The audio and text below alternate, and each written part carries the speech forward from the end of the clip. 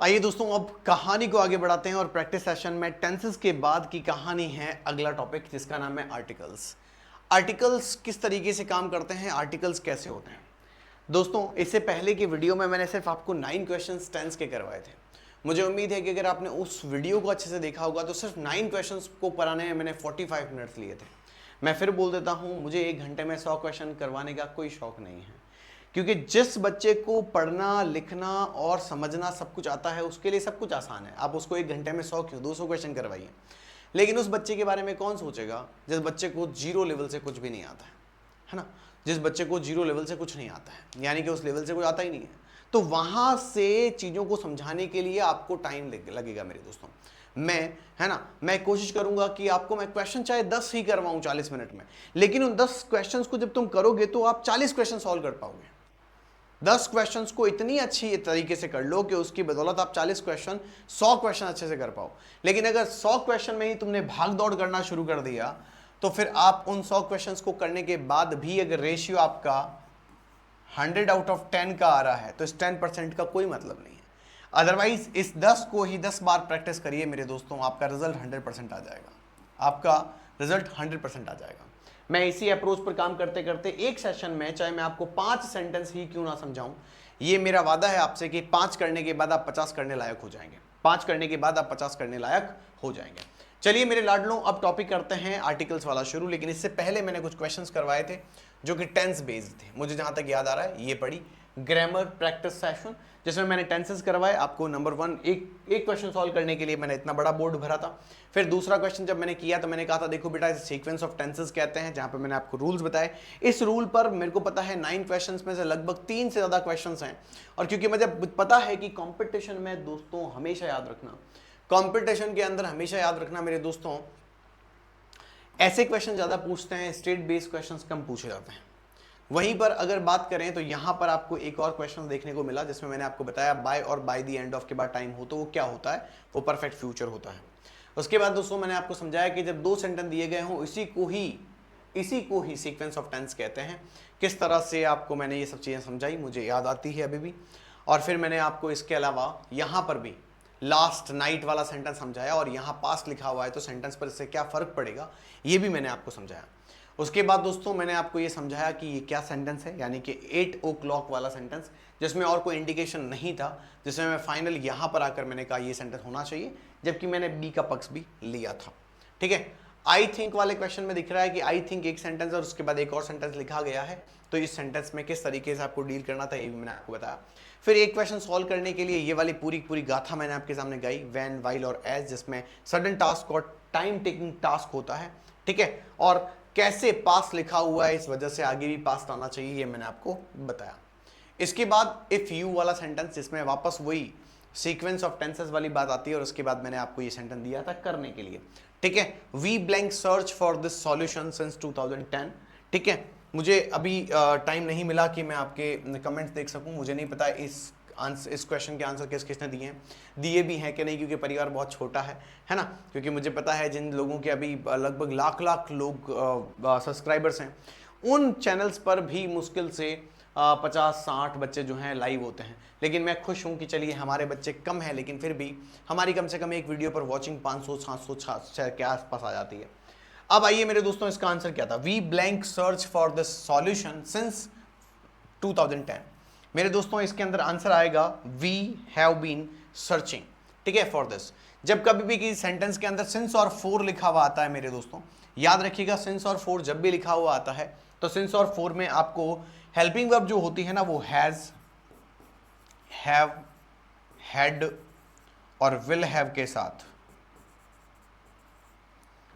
साथ आपको बीन लगाना होता है। और बीन के बाद आईएनजी वाली जो हेल्पिंग वर्ब होती है वो ढूंढनी है। प्रेजेंट, पास्ट और फ्यूचर आपको समझ में आ ही गया होगा, प्रैक्टिस जरूर करना, काम हो जाएगा। अब आगे चलते हैं मेरे दोस्तों, यहां से कहानी को और डिटेल में जाकर अब हम आर्टिकल्स की बात करते हैं। इससे पहले कि मैं आर्टिकल शुरू करूं, मैं आर्टिकल्स के बारे में बता देता हूं। देखो मेरे दोस्तों, ये आर्टिकल्स टॉपिक जो होता है ना, ये बड़ा मस्त टॉपिक है। सही बताऊं तो ये पूरे पार्ट्स ऑफ स्पीच को परेशान करने वाला टॉपिक है। कैसे? तो देखो, आर्टिकल्स लगते कहां हैं? किसी भी नाउन से पहले लगते हैं। और शायद आपने अगर मेरी क्लासेस जो कि मैं रेगुलर लगा रहा हूँ, ज़्यादा नहीं है, 8-10 क्लासेस ही हुई हैं अभी तक जो मैं रेगुलर लगा रहा हूँ, अगर आपने सही समझा होगा तो मैंने फंडामेंटल ऑफ इंग्लिश पढ़ाया है 2 लेक्चर में, उसमें मैंने बताया था कि नाउन क्या होता है। याद रखना मेरे दोस्तों कि नाउन जो होता है उसमें थोड़ा सा ध्यान रखने वाली बात है ना, उसमें थोड़ा ध्यान रखने वाली बात है, और वो बात क्या है वो सुनो, ठीक है। देखो आर्टिकल, ठीक है, आर्टिकल्स लगते हैं किसी नाउन के आगे। नाउन आप सबको पता है नेम, मैंने क्या बताया था पहले, मैं आपको बता चुका हूं नेम। अब मेरे वीडियोस अगर आप सीक्वेंस में देखोगे ना बेटा, तो आपको किसी कोचिंग की जरूरत नहीं पड़ेगी, ये मेरा वादा है ना, मेरा वादा है कि आप अगर सीक्वेंस में मेरे वीडियोस देखते रहोगे तो आपको ऐसा लगेगा कि हाँ हमें अंग्रेजी एकदम सही तरीके से आ रही है। नाउन और नेम याद रखना मेरे दोस्तों, नाम हो चाहे नाउन हो एक ही होता है, उससे पहले लगने वाले शब्दों को क्या कहते हैं, आर्टिकल कहते हैं। अब समझो आर्टिकल्स होते कितने प्रकार के हैं। देखो मेरे दोस्तों, आर्टिकल्स को यूजुअली 2 भागों में बांट दिया जाता है, आर्टिकल्स को 2 भागों में बांटा जाता है। एक होता है जिसे हम बोलते हैं इनडेफिनिट, मैंने क्या बोला बेटा, इनडेफिनिट, समझ में आया। एक होता है जिसे हम कहते हैं डेफिनिट, क्या कहते हैं मेरे दोस्तों, डेफिनिट। मेरी बात से समझने की कोशिश करोगे तो समझ में आएगा मेरे दोस्तों। इनडेफिनिट का मतलब होता है अनिश्चित, यानी कि ऐसा कोई नाउन जिसके बारे में हमें कुछ निश्चितता नहीं पता है, लेकिन वो एक है ये बताने के लिए किसी नाउन के आगे अगर ए या एन लगाया जाए तो इसी ए और एन को इनडेफिनिट नाउन कहते हैं, सॉरी इनडेफिनिट आर्टिकल कहते हैं। ए और एन इनडेफिनिट आर्टिकल होते हैं, ये किसी नाउन के आगे लगकर ये बताते हैं कि कोई वो नाउन जो है या तो वो एक है या फिर वो कोई है, कोई, समझ में आ गया, मतलब निश्चित नहीं है, ठीक है। अब वहीं पर अगर मैं बात करता हूं मेरे लाल, तो एक आता है नाउन आपके सामने एक और, ठीक है, एक नाउन आता है, लेकिन इस नाउन के आगे आप एक वर्ड लगाते हो TH, वापस सुनो, THE, और मैंने बोला द, ठीक है, द और दी बोलते हैं इसको। ये कभी भी किसी नाउन के आगे लगता है तो वो उस नाउन को डेफिनिट बना देता है, जिसका मतलब होता है वो। मेरी बात समझ में आई? अरे तेरे को पता है कल वो लड़की आई थी ना रेड कलर वाली, वो लड़की आ जाइए, वो लड़की, वो क्यों बोला मैंने, वह क्यों बोला मैंने, क्योंकि उस लड़की के बारे में हम जानते हैं। अरे ये वही तो कार है, अरे ये वही तो कार है, कौन सी कार? अगर मैंने बोला है अरे वो यही तो कार है, यानी ये वही तो कार है, इसका मतलब जिस कार की मैं बात कर रहा हूं उस कार को आप भी जानते हैं, जिस कार की मैं बात कर रहा हूं उस कार को आप भी जानते हैं, ये ध्यान रखना, ठीक है दोस्तों। तो याद रखने की कोशिश करना, आर्टिकल्स यूजुअली 3 तरीके के होते हैं, यानी 2 होते हैं, पर एक होता है ए, एक होता है एन, एक होता है द। सिंपल बता देता हूं ताकि एक इंट्रोडक्शन समझ में आ जाएगा।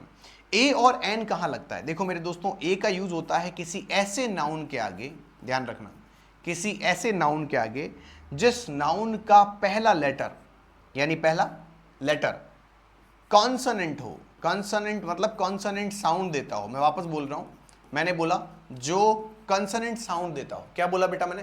कॉन्सोनेंट साउंड देता हो।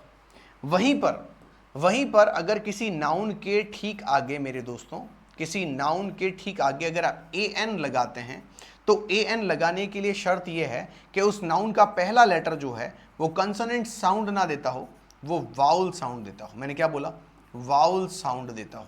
बात समझ में आ जाएगी? ठीक है, बात समझ में आ जाएगी, ठीक है। वहीं पर अगर मैं इस नाउन की बात करता हूं तो ये नाउन जो होता है वो डेफिनिट के लिए लगता है। अब डेफिनिट का क्या मतलब होता है सर? जो दुनिया में एक हो उससे डेफिनिट बोलते हैं। मेरा एक पर्टिकुलर नाम है तो मैं एक ही व्यक्ति हूं, मेरे जैसा और कोई व्यक्ति नहीं है। होगा, शकल सूरत मिल सकती है, आवाज मिल सकती है, लेकिन मैं तो नहीं हूं। सूरज, चांद, आसमान, ये सब क्या है? एक है, ठीक है। इसके अलग अलग रूल्स होते हैं, मैं अलग अलग रूल्स बताऊंगा, आपको चिंता करने की जरूरत नहीं है। पर ये ध्यान रख लो कि एक तो ये क्या होते हैं, एक तो ये होते हैं यूनिवर्सल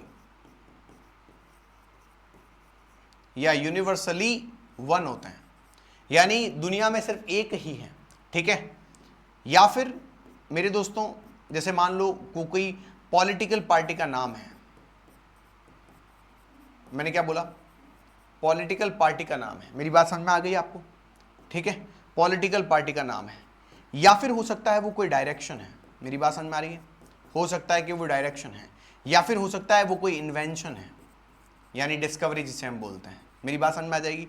या फिर हो सकता है वो कोई माउंटेन है, ठीक है, हो सकता है कोई वो रिवर है, मेरी बात समझ में आ रही है, ठीक है, वो कोई पॉन्ड है, इस तरह की अगर बात करें तो ये, और भी इसके बहुत सारे रूल्स हैं, मैं पढ़ाऊंगा तब आपको बताता जाऊंगा, ठीक है। उन सब के आगे मेरे दोस्तों आप याद रखो द या दी लगाते हो। अब ये द और दी का क्या खेल है उसको छोड़ दो अभी हाल फिलहाल के लिए, तुम ये समझ लो कि ये THE वर्ड लगता है, लेकिन अब द और दी की बात चल गई है तो मैं बता देता हूं। देखो मेरी बात सुनो, अच्छे से सुनो, याद रखो बेटा, THE को मैं ऐसे लिखूं तो ये द है, बात समझ में आ गई।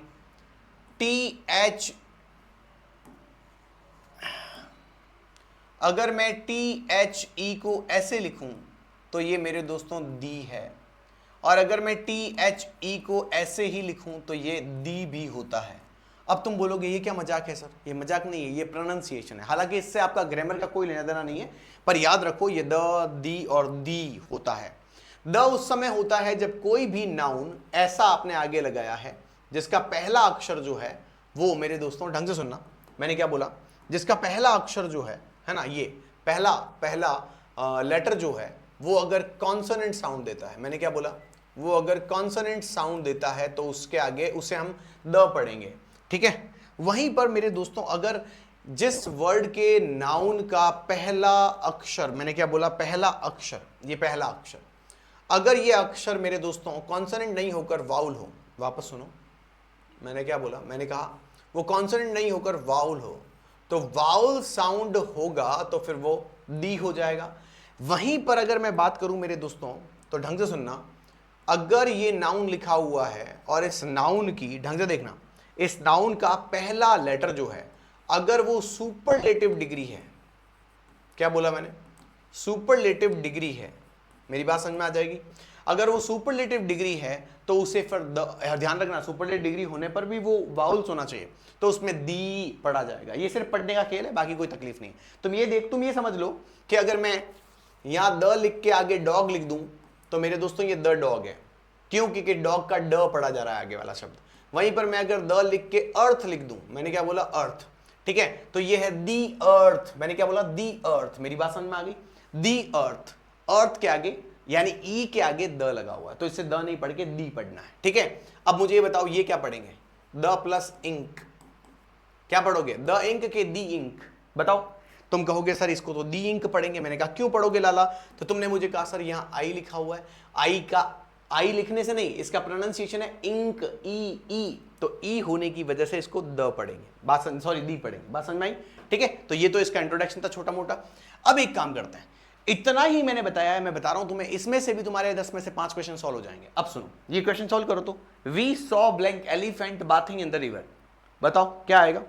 कह रहा है कि हमने देखा, इसमें अब टेंस का रूल नहीं है, इसमें अब टेंस वाला मामला नहीं है, हमने देखा, किसको देखा बेटा, एलिफेंट को देखा, ठीक है। अब एक बात याद रखना, जिस किसी भी ब्लैंक के बाद जो वर्ड लिखा हुआ होगा आपको खाली जगह उस ब्लैंक के अकॉर्डिंग ही भरनी है, इस ब्लैंक के आगे लिखे हुए इस वर्ड के अकॉर्डिंग ही भरनी है। और बात याद रखना, इस वर्ड को ढंग से देखना, कहीं यहां पर ए और एन तो नहीं भरना है, अगर ए और एन भरना है, द और दी भरना है, तो इस पहले लेटर को देखना है, ठीक है। तो अब मैं देखने की कोशिश करूं तो आंसर आ गया, आई शाबाश शेरा, वेरी गुड। रिकॉर्डेड क्लास भले ही है लेकिन मैं तुम्हारे मन की बात समझ गया। तुमने कहा सर यहां पर तो एलिफेंट में ई लगा हुआ है, एलिफेंट में ई लगा हुआ है ना, ठीक है। तो क्या कह रहा है, वी सॉ एन एलिफेंट, मैंने कहा बेटा एन क्यों लगाया, तुमने कहा सर एलिफेंट में ई पहला वर्ड है, और एलिफेंट की अगर मैं एलिफेंट, तो सर ये ए पहला अक्षर आ रहा है, बोलो हाँ ना, ठीक है कि नहीं। तो इसका मतलब है कि आप इतना याद रखना कि यहां पर एन आएगा। एक और चीज, तुम बोलोगे सर ये हिंदी में क्यों लिख रहे हो, ये हिंदी में क्यों लिख रहे हो, तो सुनो, अंग्रेजी बड़ी गरीब भाषा है रे, अंग्रेजी बड़ी गरीब भाषा है रे। अंग्रेजी कहती है कि मेरे पास वाउल है ए, ई, आई, ओ, यू, ठीक है। लेकिन प्रॉब्लम ये नहीं है मेरे दोस्तों, प्रॉब्लम ये नहीं है, प्रॉब्लम क्या है पता है, प्रॉब्लम एक और परेशान करने वाली है। प्रॉब्लम परेशान करने वाली ये है मेरे दोस्तों कि ये जितने शब्द है ना, इतने ये पर्याप्त नहीं है, यानी इन्हीं अक्षरों के साउंड अलग अलग होते हैं, तो हमें तो साउंड के बेस पर करना है। अब इसको जरूर थोड़ी हर बार ए पढ़ोगे, ई पढ़ोगे, आई पढ़ोगे, ओ पढ़ोगे, यू पढ़ोगे। मैंने जब आपको फंडामेंटल पढ़ाया तब मैंने आपको क्या कहा था, इसको आप हमेशा आई थोड़ी पढ़ते हो, ई भी पढ़ते हो, इस आई को ई भी पढ़ते हो ना, किट लिखवाया था फंडामेंटल में। अब मुझे एक बात सोच के बताओ मेरे दोस्तों, सिंपल सी बात मुझे बताओ, ए ई आई ओ यू से काम नहीं चलेगा, तो क्या करें, हिंदी वर्णमाला पे आओ। हिंदी वर्णमाला में अगर कभी भी किसी इंग्लिश अक्षर का पहला शब्द अगर ये साउंड दे रहा हो, आ ई ऊ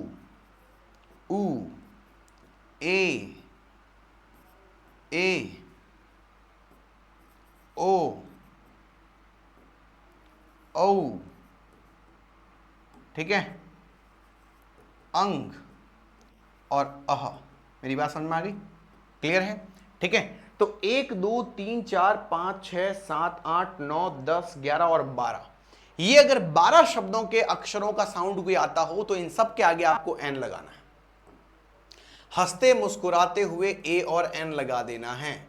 अब एलिफेंट में ये देखो ए पड़ा हुआ है, दिख रहा है? बात समझ में आई? ध्यान रखना। चलो अब एक काम करते हैं, अगले सेंटेंस की तरफ चलते हैं। तो यहां ए क्यों नहीं आएगा, आपको पता है, क्योंकि ए की मात्रा, द लगाने का सवाल नहीं उठता क्योंकि फिक्स एलिफेंट की बात नहीं हो रही है। ठीक है, इस एलिफेंट को द कब लगता सर, लग सकता है क्या? हाँ लग सकता है। मैं एग्जाम्पल देता हूं, एक काम करते हैं, उसी पर एग्जाम्पल लेते हैं ना, उसी पर एग्जाम्पल लेते हैं। मैं अगर ये सेंटेंस ऐसे लिखता हूं, देखो मैं अगर इस सेंटेंस को ऐसे लिखता हूं, कैसे, सुनना ढंग से, we saw blank elephant bathing or bathing in the river, full stop. Blank elephant was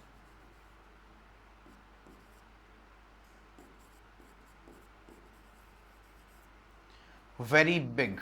अब मेरी बात सुनो, ऐसी कंडीशन में यहां पर पहली बार जब तुम क्या लगाते, ए एन लगाते, तो यहां पर एन आता, आई सॉ एन एलिफेंट। ठीक है, फिर जब ये एलिफेंट को तुमने रिपीट किया सेकंड सेंटेंस में, दिख रहा है? ठीक है, दूसरे सेंटेंस में जब रिपीट किया तो यहां देखो ब्लैंक एलिफेंट। हाँ, अब यहां पर क्योंकि ये एलिफेंट वापस रिपीट हुआ है, तो जब रिपीट करते हैं तो उस समय आप द लगा सकते हो। तो अब इसको द नहीं पढ़ के दी पढ़ना है, दी एलिफेंट। क्यों सर? क्योंकि देखो वाउल वर्ड है। बात समझ में आ गया? इसीलिए मैं कहता हूं मेरी लेक्चर में तुम्हें चाहे 1 घंटे की लेक्चर में 10 क्वेश्चन ही करवाऊं, लेकिन इतने सारे कॉन्सेप्ट बता दूंगा कि आप खुद कहेंगे कि सर मजा आ गया, क्योंकि 1 से आप 10 और सीख जाओगे मेरे दोस्तों। क्या बोला मैंने? 1 से 10 आप और सीख जाओगे मेरे दोस्तों, ये मान के चलना है ना। मैंने क्या कहा? आप मान के चलना, आप 1 से 10 और सीख जाओगे। ठीक है, अब आओ मेरे दोस्तों इस क्वेश्चन की तरफ चलते हैं। He wants to become blank artist when he grows up. ठीक है भाई, ठीक है। अब मुझे ये बताओ, साफ साफ लिखा हुआ आंसर आ रहा है, ये खाली जगह है, इसके बाद ये लिखा नाउन है। अब इस नाउन की तरफ देखो ना, थोड़ा सा इस नाउन की तरफ देखो ना। इस नाउन का पहला लेटर क्या है? ए। अब इस ए को कैसे बोल रहे हो? आर्टिस्ट। क्या बोल रहे हो? आर्टिस्ट। तो आ रहा है, अरे बोलो हाँ या ना, आ रहा है। तो सिंपल सी बात है, इसमें ए नहीं लगाएंगे, इसमें द नहीं लगाएंगे, इसमें एन लगाएंगे। काम कंप्लीट हुआ? अरे बोलो हाँ के ना, क्लियर हुआ मेरे दोस्तों। पर अब मैं अगर ये कहूं तो he wants to become blank artist when he grows up, आगे मैं सेंटेंस बढ़ाता हूं, या एक काम करते हैं, आगे सीधा लिखना शुरू करते हैं। बिकॉज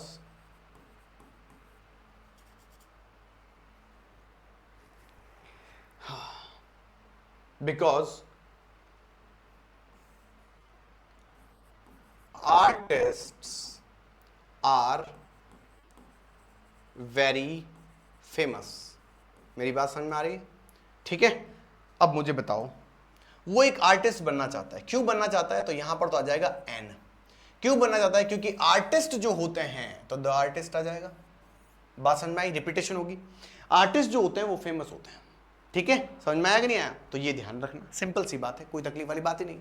अब आ गया हो मेरे दोस्तों, please close window before it starts raining. कृपया बारिश हो इससे पहले तुम दरवाजा या विंडो बंद कर दो। सिंपल सी बात है मेरे दोस्तों, ये ब्लैंक है और ब्लैंक के बाद लिखा गया ये हमारा नाउन है। इस नाउन के पहले अक्षर को बाहर निकालो, लिखा हुआ विंडो। इसमें मेरे हिसाब से पहले अक्षर का साउंड जो है वो वी आ रहा है। अरे बोलो हाँ या ना। जबकि वी को अगर तुम देखोगे तो अ से अनार से लगाकर अणा खाली तक कहीं पर भी तुम्हें ये साउंड नहीं दिखेगा। बोलो हाँ या ना। इसका मतलब ये हुआ कि ये इस फैमिली का साउंड नहीं है, ये इस फैमिली का साउंड नहीं है। तो अगर ये इस फैमिली का साउंड नहीं है, इसका मतलब एन नहीं आएगा, द नहीं आएगा, सीधा क्या लगाएंगे, ए लगाएंगे। Please close. Okay okay okay okay, sorry sorry sorry sorry sorry, इसमें प्रॉब्लम है, एक और प्रॉब्लम है, इसमें प्रॉब्लम है। हम ए और एन की तरफ खेल रहे थे क्योंकि द भी आ गया, तो वो भी सुनो। Please close blank window before it starts raining. एक कमरा बना हुआ है, मुझे सोच के बताओ, एक कमरा बना हुआ है, ठीक है। मैंने आपसे कहा एक कमरा बना हुआ है, तुमने कहा ठीक है गुरुजी, कमरा बना दिया, ठीक है। फिर मैं तुमसे पूछता हूँ, कमरा बना हुआ है, उस कमरे में मेरे दोस्तों एक विंडो लगी हुई है, ठीक है, ये विंडो है मान लो। मैंने आपसे कहा इस कमरे में एक विंडो लगी हुई है, ठीक है, कमरा दिखने में नहीं है लेकिन फिर भी बोल रहा हूँ कमरा है, उसमें एक विंडो लगी हुई है, ठीक है। अब मैंने आपसे पूछा इस कमरे में दो प्राणी खड़े हुए हैं, एक प्राणी ये खड़ा, ठीक है, एक प्राण की यहाँ खड़ी हुई है, ठीक है मेरे दोस्तों, ठीक है, कोई तकलीफ नहीं, कोई तकलीफ नहीं है, कंफर्म है, बहुत बढ़िया। मैंने कहा, इस व्यक्ति ने कहा कि तुम क्या करो, विंडो को बंद कर दो। तो मुझे सोच के बताओ, ये आदमी जब विंडो बंद करने जाएगा तो क्या करेगा, इसी विंडो को बंद करेगा या फिर बाहर जाकर किसी और विंडो को बंद करेगा? हाँ, बाहर जाकर तो नहीं करेगा, उस कमरे के अंदर एक विंडो है। एम आई राइट और नॉट? अब मुझे सोच के बताओ, जैसे ही उसने क्या किया, जैसे ही उसने क्या किया, इसने कहा विंडो बंद कर दो और इस व्यक्ति ने उठाकर इस विंडो को बंद कर दिया, इसका मतलब क्या हुआ? इसका मतलब क्या हुआ? इसका मतलब सिंपल सा है मेरे दोस्तों, इसका मतलब सिंपल सा है मेरे दोस्तों, इसका मतलब यह है कि जब स्पीकर ने बोला कि विंडो बंद कर दो, तो सुनने वाले ने, लिसनर ने क्या बोला बेटा? मैंने लिसनर ने, सुनने वाले ने, लिसनर ने, अच्छे सुनना मैंने क्या कहा, स्पीकर ने जब बोला लिसनर को कि विंडो बंद कर दो, तो लिसनर ने वही विंडो बंद कर दी। इसका मतलब ये जो विंडो नाउन है, मुझे बताओ मैंने क्या कहा, ये विंडो जो नाउन है, ये विंडो नाउन कौन सा नाउन है बेटा? डेफिनेट नाउन है कि इनडेफिनेट नाउन है? क्योंकि उस कमरे में तो एक ही खिड़की थी, तो सुनना, बोलने वाला भी जानता था कौन से विंडो की बात हो रही है और सुनने वाला भी जानता था।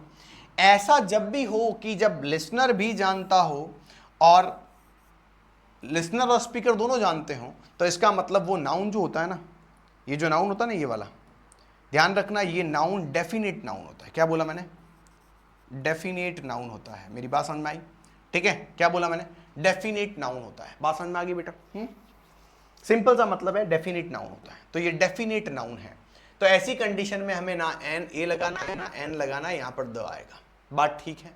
बात ठीक है? तुम कहोगे सर मुझे समझ में नहीं आई। एक काम करते हैं, एक काम करते हैं, एक बात लिखते हैं। यहां द समझ में आ गया। अब एक काम करते हैं, अगर तुम्हें कोई कहीं ये कहे तो, he don't tell her blank truth. क्या? ट्रूथ। वापस सुनो, अगर तुम्हें कोई ये कहे, हे, कोई ये कहे तो क्या लिखोगे? Don't tell her blank truth. मेरी बात समझ में आ रही है? क्लियर है?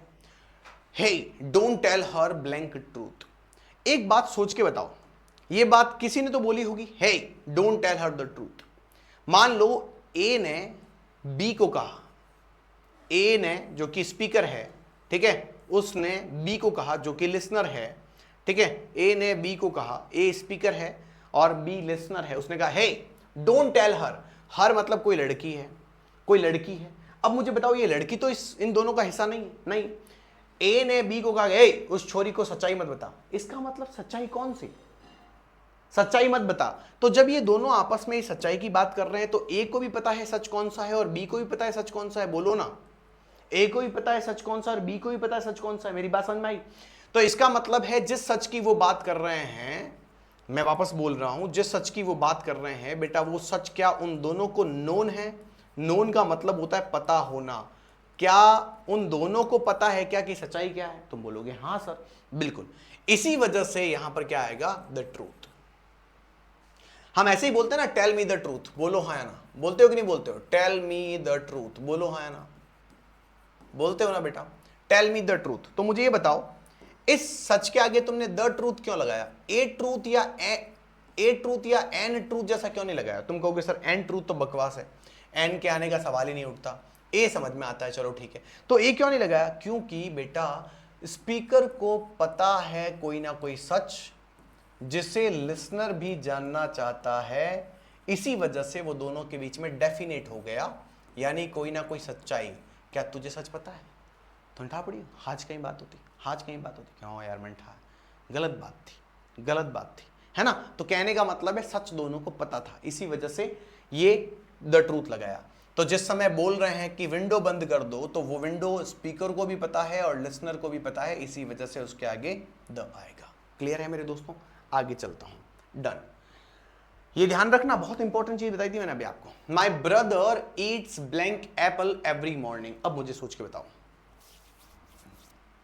मेरा भाई रोजाना एक एप्पल खाता है कि वो वाली एप्पल खाता है?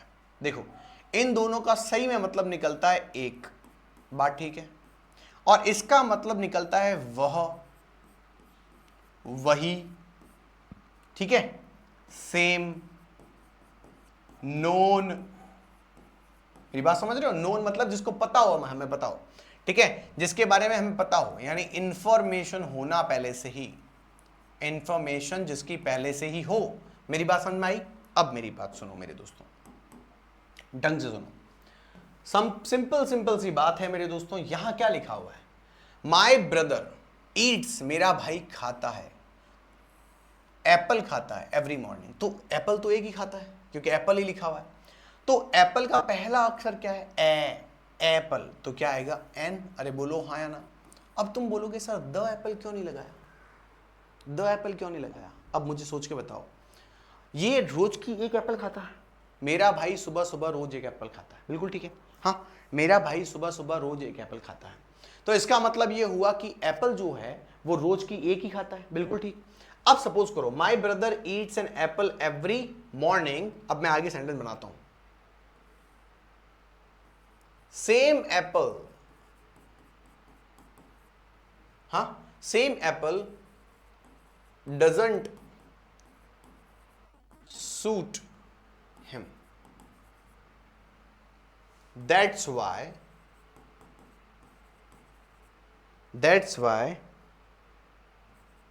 he has fallen ill today। बात समझ में आई? अब देखो इसको क्या लिखा हुआ है, अब देखो क्या लिखा हुआ है, क्या कह रहा है?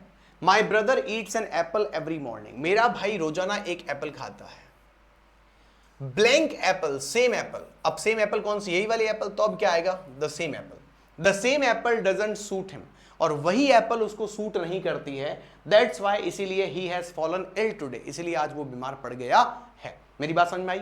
क्लियर है मेरे दोस्तों? ये ध्यान रखना। तो कब द लगता है ये भी समझना है। अब किस एप्पल की बात कर रहे थे हम? सुबह खाई जाने वाली रोज की एप्पल की बात कर रहे थे, तो द आएगा, ठीक है। तो ये एन सही आंसर है यहां पर, और उधर द आएगा। मेरी बात समझ में आ रही है बेटा? नेक्स्ट इसको देखो, I read blank interesting story last night. क्या लिखा हुआ है? I read blank interesting story last night. Simple सी बात लिखी हुई है, I read blank interesting story last night. यहां क्या लिखा हुआ है मेरे दोस्तों? चलो छोड़ो, ये लास्ट नाइट वास्ट नाइट हटा देते हैं, हम सबको पता ही है। यहाँ रीड की जगह ये रेड लिखा हुआ है, ध्यान रखना, क्योंकि सिंपल पास्ट में लिखा हुआ है तो रीड को ही रेड पढ़ेंगे। अब क्या लिखा हुआ है? Blank story. अब स्टोरी पढ़ी उसने, पर वो स्टोरी कैसी थी? इंटरेस्टिंग थी। कितनी थी ये बताने के लिए अब हमें ए और एन का यूज करना होगा। द तो नहीं आएगा, काम कंप्लीट हुआ, ये भी नहीं आएगा। ये क्या है सर? ये है नो आर्टिकल, इसे बोलते हैं zero article, omission of articles, ठीक है। अब देखो, आई रेड ब्लैंक इंटरेस्टिंग, तो इस स्टोरी के अकॉर्डिंग नहीं, इस इंटरेस्टिंग के पहले अक्षर के अकॉर्डिंग इंटरेस्टिंग ई आया, और इसी वजह से क्या आएगा? An interesting story. बात समझ में आई बेटा? डन, क्लियर है, कोई तकलीफ नहीं। आगे चलते हैं। यहां देखो, blank moon look so bright tonight. अब मुझे एक बात बताओ, जैसे मैं मून की बात करता हूं, मैं अगर यहां पर सन लिखूं तो SUN, मैं अगर यहां मून लिखूं तो MOON, मैं अगर यहां स्टार्स लिखूं तो, हाँ, फिर मैं अगर यहां पर अर्थ लिख दूं तो, अरे बोलो ना हाँ के ना, हाँ बिल्कुल ठीक है। मैं अगर यहां प्लेनेट लिख दूं तो, बात समझ में आ रही है बेटा? प्लेनेट या प्लैनेट्स बोल देता हूं। मुझे ये बताओ ये सब क्या है? इन सबको बोलते हैं हेवनली बॉडी। क्या बोलते हैं बेटा? ध्यान से समझना, मैंने क्या बोला, क्या बोलते हैं बेटा? Heavenly body. समझ में आया? हेवनली बॉडी का मतलब होता है, हेवनली बॉडी का मतलब होता है, हेवनली बॉडी का मतलब होता है वे सभी चीजें जो सेलेस्टियल हैं, हवा में झूल रही हैं, ठीक है, उन्हें हेवनली बॉडी बोलते हैं। ब्रह्मांड में झूल रही हैं, उसे क्या बोलते हैं? हेवनली बॉडी बोलते हैं। बात समझ में आ गया? ये सारी हेवनली बॉडी एक ही होती है, इसीलिए इन सब के आगे द लगता है। इन सब के आगे क्या लगता है बेटा? द लगता है, ध्यान रखना, ठीक है, द लगता है। तो इसीलिए मून के आगे आंख बंद करके द लगाओ। The moon looks so bright tonight. अब मून हो, सन हो, स्टार्स हो, अर्थ हो, प्लैनेट हो, कुछ भी हो, इनके आगे द लगेगा। आगे क्या लिखा हुआ है? वी वेंट टू जू लास्ट संडे। ठीक है, आपने कभी बचपन के अंदर याद किया हो तो आपको एक पैराग्राफ लिखने के लिए देते थे, हाँ, विजिट टू अ जू, याद है कि नहीं? विजिट टू अ जू, हाँ, विजिट टू जू नहीं, विजिट टू अ जू, याद है ना? तो वहां पे ए लगाते थे और कुछ नहीं लगाते, विजिट टू द जू नहीं लगाते थे, ठीक है। वी वेंट टू ब्लैंक जू लास्ट डे, तो हम जू गए थे, ए आएगा, काम कंप्लीट हुआ, ठीक है बेटा। जू का क्यों आया सर? क्योंकि पहला अक्षर देख लो उठा के, पहला अक्षर उठाकर देख लो, ज की बात हो रही है। अब मुझे नहीं पता ये वाला ज है कि ये वाला ज है, तुम देख लेना, ठीक है, बात एक ही है। आगे चलते हैं, next. He is honest person, क्या लिखा हुआ है? He is honest person. देखो मेरे दोस्तों, he is blank honest person. एक बात याद रखना, जैसे मैंने वर्ड लिखा ऑनेस्ट, ONEST, ठीक है, फिर मैंने लिखा HONOUR ऑन, फिर मैंने लिखा HONOURARY ऑनरेरी, ठीक है, फिर मैंने लिखा HEIR एयर, फिर मैंने लिखा HOUR, बात समझ में आ गई, ठीक है। फिर मैंने लिखा आपके लिए हाँ, ये कुछ ऐसे वर्ड हैं, ऑनेस्टी लिख दो भले, ऑनेस्टी लिख दो, ठीक है बेटा। ये कुछ ऐसे वर्ड्स हैं, मैंने क्या बोला? ये कुछ ऐसे वर्ड्स हैं जिनमें याद रखना मेरे दोस्तों, ये H जो है ना, ये नहीं पढ़ा जाता है, ये H नहीं पढ़ा जाता है। तो इनके बाद देखोगे तो देखो O लिखा हुआ है, O लिखा हुआ है, O लिखा हुआ है, E लिखा हुआ है, O लिखा हुआ है, O लिखा हुआ है, तो इनके आगे द आता है, सॉरी, इनके आगे आता है ए आता है, एन आता है, क्या आता है? एन आता है, ये ध्यान रखना। क्या बोला मैंने? एन आता है। तो क्या लिखा हुआ है? He is blank honest person. एक बात और ध्यान रखना, अगर मैं ऑनेस्ट पर्सन की जगह पर्सन्स लिख देता और वहां पर ही की जगह दे लिखकर आर लगा देता, तो फिर यहां पर ए भी नहीं आता, एन भी नहीं आता। क्यों सर? बेटा ए और एन जो होता है ना, वो किसी सिंगुलर, क्या बोला मैंने? सिंगुलर काउंटेबल नाउन के साथ आता है। ये क्या होता है सर? ये कौन सी बला है मेरे भाई? कार, कार को काउंट कर सकते हैं क्या? तुम बोलोगे हाँ, 1 2 4 5 10 12 20 30 कर सकते हैं, है ना? तो कार और कार्स, ठीक है। तो इस कार के आगे ये जो CAR लिखा हुआ है ना, इस कार के आगे हम अ कार लगा सकते हैं, लेकिन इस कार्स के आगे हम ना तो ए लगा सकते हैं ना एन लगा सकते हैं। मेरी बात समझ में आ गई? क्योंकि वो एक को ही बताता है, ठीक है। तो यहाँ क्या लिखा हुआ है? यहाँ क्या लिखा हुआ है ये भी देख लो। ही मतलब एक लड़का है, और वो कैसा है? पर्सन है, तो पर्सन तो एक ही होगा, बोलो हाँ या ना। अब ऑनेस्ट के आगे एच तो पढ़ते नहीं है, तो ऑनेस्ट तो ए आ जाएगा। बात समझ में आई? An honest person. Done, clear है? सबको ही पता है? ये जो चीजें बता रहा हूं ये जरूर याद रखना, ठीक है। आगे, I do not like blank milk in my T. I do not like blank milk in my T. अब मेरी बात ढंग से सुनो, वो कह रहा है कि मुझे मेरी चाय में दूध पसंद नहीं है। क्या पसंद नहीं है? दूध पसंद नहीं है। अब मुझे एक बात बताओ, मैं नाम लिखता हूं, मैंने लिखा वाटर, मैंने लिखा मिल्क, मैंने लिखा सुगर, सीमेंट, ठीक है, और भी कुछ चीज़ ले लो, वाटर आ गया, मिल्क आ गया, सुगर आ गया, सीमेंट आ गया। हम और भी कुछ यूज़ कर सकते हैं, एयर। मुझे ये बताओ, सोच के बताओ, चलो ये एयर तो हटा दो, चलो मुझे ये बताओ मेरे दोस्तों, ये सब क्या है? ये सब क्या है? अब टी लीव्स भी लिख दो यहाँ पे। मैंने आपसे पूछा ये सब क्या है बेटा? हाँ, मैंने कहा ये सब कुछ क्या है बेटा? तो तुम क्या कहोगे? Sir water, milk, sugar, cement, tea leaves. मैं बताऊं सर? मैं बताऊं सर? मैं बता दूं सर? ये सब दोस्तों मुझे लगता है सर ये सारे के सारे क्या हैं? मटेरियल हैं। बोलो हाँ या ना? तो याद है तुम्हें मटेरियल नाउन? मैंने एक शॉर्ट वीडियो आपके शॉर्ट्स बनाया था, एक इसी चैनल पर पड़ा हुआ है, जाके देखना। उसमें मैंने नाउन कितनी टाइप के होते हैं ये बताया था। नाउन टोटल ध्यान रखना दोस्तों 5 तरीके के होते हैं। एक होता है पहला जिसे हम बोलते हैं प्रॉपर नाउन, ठीक है, जब नाउन पढ़ाऊंगा तब बताऊंगा, पर शॉर्ट्स में बताया है। दूसरा होता है कॉमन नाउन, ठीक है। तीसरा होता है मेरे दोस्तों कलेक्टिव नाउन। चौथा होता है मेरे दोस्तों जिसे हम बोलते हैं मटेरियल नाउन।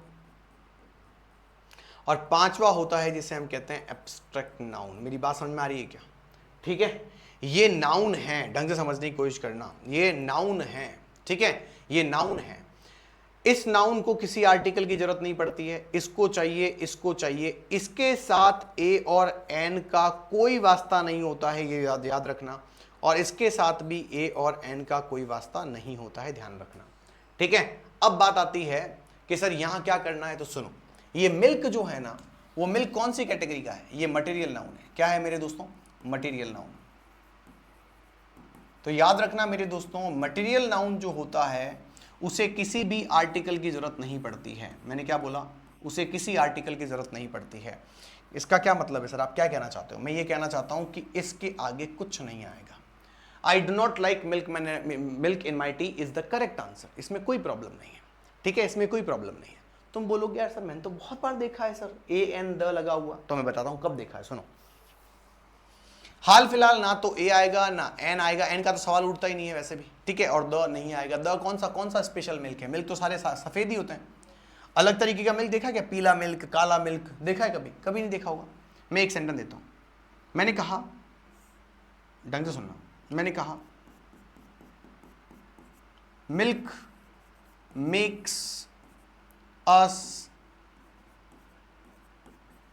स्ट्रॉन्गर। क्या बोला मैंने? Blank milk makes us stronger. अब तुम क्या लगाओगे? तुम ये लिखोगे अ मिल्क, एक मिल्क हमें स्ट्रॉन्गर बनाता है। ये तो अजीबोगरीब हो गया। अब अगर मैं मान लो इसके आगे द लगा देता हूं, मैं कहता हूं वो वाला मिल्क हमें स्ट्रॉन्गर बनाता है। इस द का मतलब होता है वो वाला मिल्क। कौन सा मिल्क है? कौन सा मिल्क की बात कर रहे हो? कौन सा मिल्क हमें स्ट्रॉन्गर बनाता है?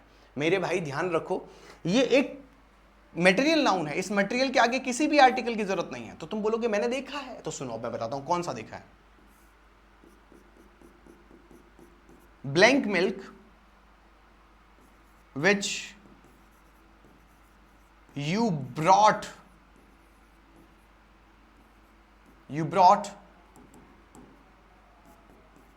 yesterday,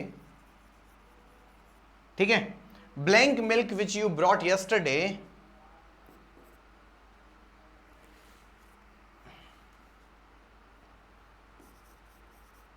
has been used। अब बताओ ये क्या कह रहा है? अब बताओ ये क्या कह रहा है? Milk which you brought yesterday, दूध जो तुम कल लेकर आए थे, हैज बीन यूज्ड, उसे यूज किया जा चुका है। जिस मिल्क को तुम लेकर आए थे, इसका मतलब अब मैं जिस मिल्क की बात कर रहा हूं ये दुनिया भर के मिल्क की बात नहीं है जो हमें स्ट्रांग बनाता है, नहीं, ये मिल्क दूसरा है। दूसरा कौन सा? स्पेशल। वो मिल्क जो तुम लेकर आए थे 1 किलो 2 किलो 3 किलो, उस विशेष मिल्क की बात हो रही है। ऐसी कंडीशन में हमें द लगाना होगा। तो यहां से रूल क्या निकल कर बाहर आता है? रूल निकलकर सिंपल बात आता है, आर्टिकल का सिंपल रूल समझ लो कि एक नाउन को 2 तरीके से यूज करना होता है। ढंग से सुनना, मैंने क्या बोला? एक नाउन को 2 तरीके से यूज करना है। एक होता है जिससे हम कहते हैं जनरल सेंस। क्या बोला मैंने? General sense. जनरल सेंस का मतलब होता है जो सबके लिए यूज हो रहा है। और एक होता है स्पेसिफिक यूज, ठीक है, तो स्पेसिफिक सेंस। तो ध्यान रखना मेरे दोस्तों, स्पेसिफिक सेंस के आगे आपको हमेशा द लगाना पड़ता है, इसमें द लगता है, ठीक है। और जनरल सेंस में आपको कुछ भी लगाने की जरूरत नहीं पड़ती। ये मैं मटेरियल नाउन की बात कर रहा हूं, ध्यान से समझ लेना, ठीक है। हालांकि हर किसी नाउन की बात है, पर ध्यान रखना, ठीक है।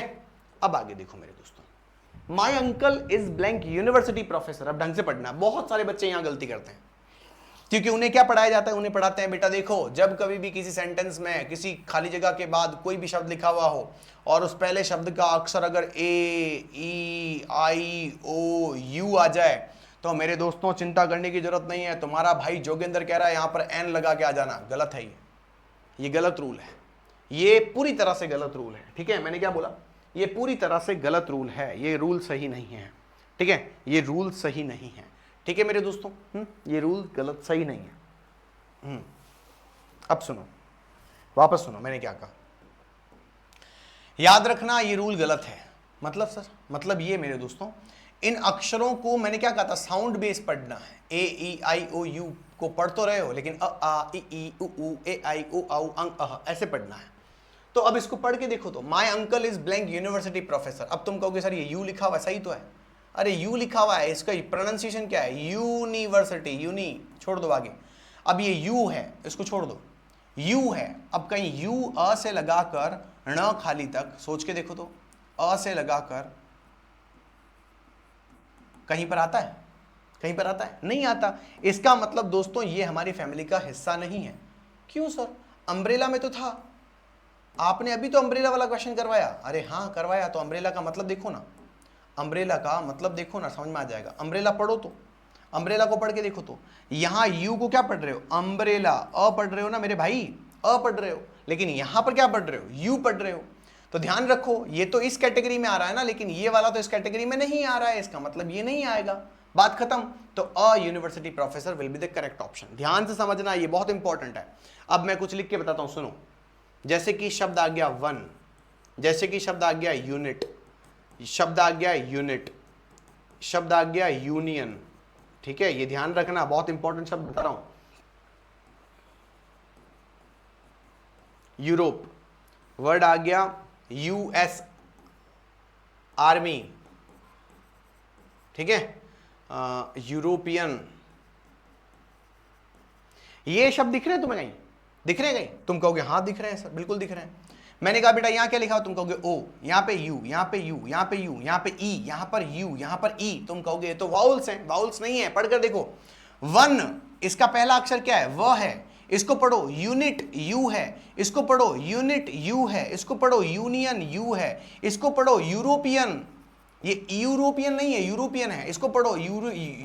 यूएस, इसको पढ़ो। फिर से यूनियन, इसमें कहीं हमारा अ आ ई आ रहा है बेटा? आ रहा है मेरे लोग? नहीं आ रहा ना। इसका मतलब सिंपल सा है मेरे दोस्तों, कि शब्दों पर नहीं जाना है, उनके प्रोनाउंसिएशन पर जाना है। इन सभी शब्दों के आगे मोटा मोटी students are going to make mistake. याद रखना, इन सब के आगे ए लगेगा, द नहीं लगेगा, नहीं सॉरी एन नहीं लगेगा, ठीक है, ये ध्यान रखना। सिंपल है तो याद रखना। इससे एक क्वेश्चन समझाया, ये बहुत सारे और क्वेश्चन समझ में आने चाहिए। अब आगे देखो, बस आज के लिए इतना ही। ये मेरी तरफ से कुछ क्वेश्चंस थे, मैंने आपको समझाने की कोशिश करी। मैं कुछ और चीजें आपके सामने लिखने की कोशिश करता हूं, ढंग से देखना, ठीक है, लिखने की कोशिश करता हूं, ढंग से देखने की कोशिश करना, समझना। अगर आपके सेंटेंस में ढंग से देखने की कोशिश करना, इसको थोड़ा चेंज कर लेते हैं क्योंकि ये ठीक नहीं है, ठीक है, ये ठीक है। अब मेरी बात अच्छे से सुनो।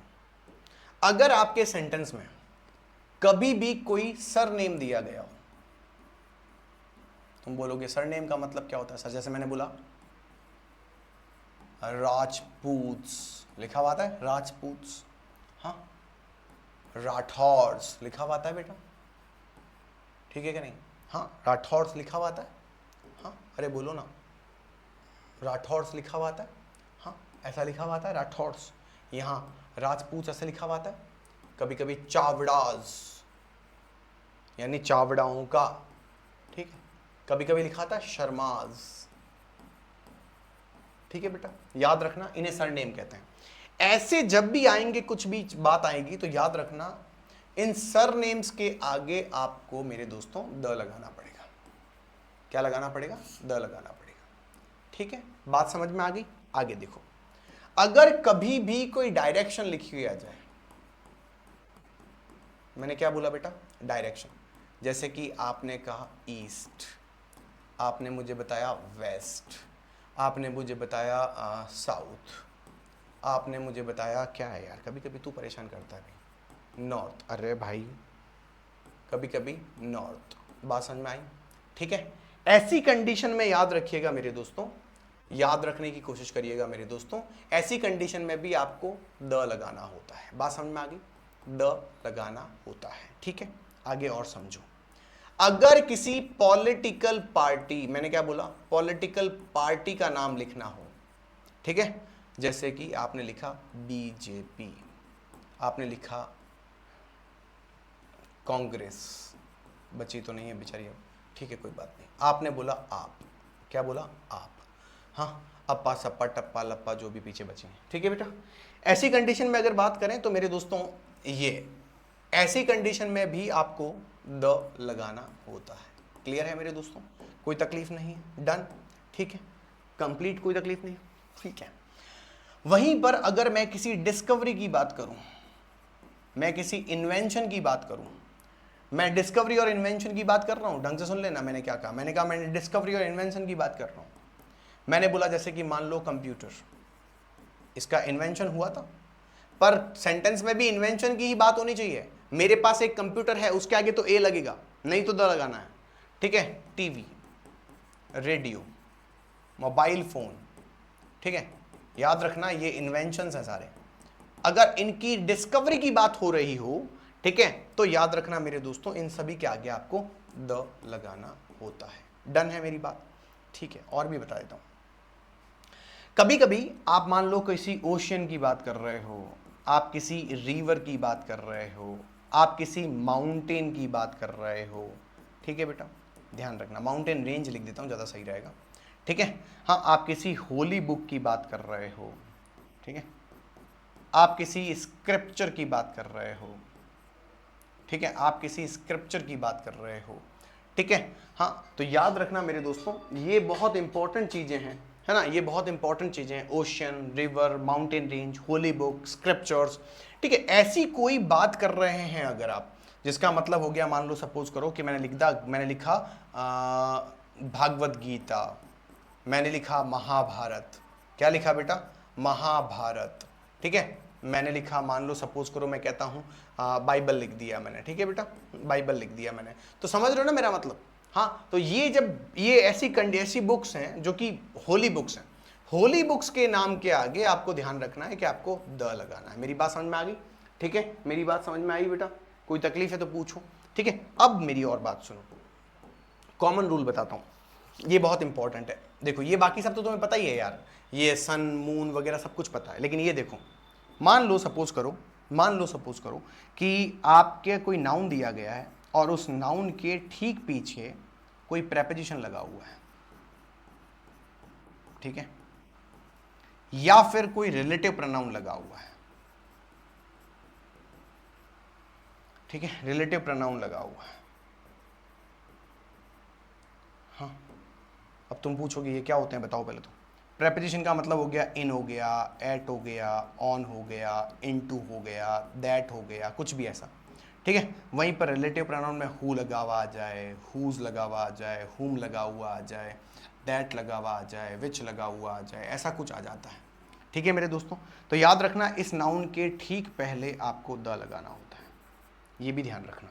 एक और रूल समझो, एक और रूल समझो, जैसे कि कोई नाउन दिया हुआ है, एक सेंटेंस में आपको एक बार नाउन दिया, ठीक है, नाउन दिया, और दूसरे सेंटेंस में वही नाउन वापस दे दे, वही नाउन वापस दे दे, तो ऐसी कंडीशन में आपको पहली बार जब नाउन के आगे लिखोगे ना तो उस समय ए और एन लगाओगे उस नाउन के ठीक आगे, लेकिन जैसे ही इस नाउन को वापस यूज किया गया वहां पर द लगाओगे। इसे कहते हैं रिपीटेशन ऑफ नाउन, ठीक है, इसे कहते हैं रिपीटेशन ऑफ नाउन। मेरी बात समझ में आ गई बेटा, ये है मेरी तरफ से। इसके अलावा खूब सारे रूल्स हैं, इसके अलावा खूब सारे रूल्स हैं, लेकिन मोटा मोटी रूल्स यही हैं, ध्यान रखना। बहुत इंपॉर्टेंट टॉपिक पढ़ाया है मैंने आपको, याद रखना। आर्टिकल एक बहुत अच्छा टॉपिक होता है, इसको ढंग से देखने की कोशिश करना, ठीक है मेरे दोस्तों। आज के लिए इतना ही, थैंक यू सो मच। अगली प्रैक्टिस का भी और कराऊंगा, नए तरीके के क्वेश्चन लेकर आऊंगा, पर अभी के लिए इतना ही सही है। इसकी प्रैक्टिस करना अच्छे से जम के। Thank you so much. और अच्छा लगा तो दोस्तों के साथ जरूर शेयर करना। और लास्ट में एक जाते जाते बात कह देता हूँ, कमेंट जरूर करके जाना आपको आगे मुझसे और क्या चाहिए, मेरी इस पूरी की पूरी लेक्चर में और क्या इंप्रूवमेंट आपकी तरफ से दिखता है वो आप मुझे बताइएगा, मैं जरूर करूंगा, ठीक है मेरे दोस्तों। और भी अगर कोई प्रकार की आपको अगर इन्फॉर्मेशन चाहिए, कुछ और चाहिए तो मुझे बताना। जिस लाइब्रेरी में आप जा रहे हो कृपया करके एक बार किसी को सजेस्ट करना, अच्छा लगेगा तो देखेगा, नहीं तो लगेगा तो कोई बात नहीं, ठीक है, नहीं देखेगा, क्योंकि जरूरी तो नहीं कि मैं दुनिया में हर किसी को समझा पाऊँ, है ना, ये तो जरूरी नहीं होता है। तो बस यही कहने का मतलब है मेरा कि आप सभी लोग जो हैं धैर्य रखकर अपने धैर्य से इस चीज़ को पढ़िए, और फिर अगर आपको अच्छा लगे तो आप आगे जरूर बताइएगा। थैंक यू सो मच, अगली क्लास में मिलते हैं, तब तक मस्त रहिए। Best of luck everyone, thank you.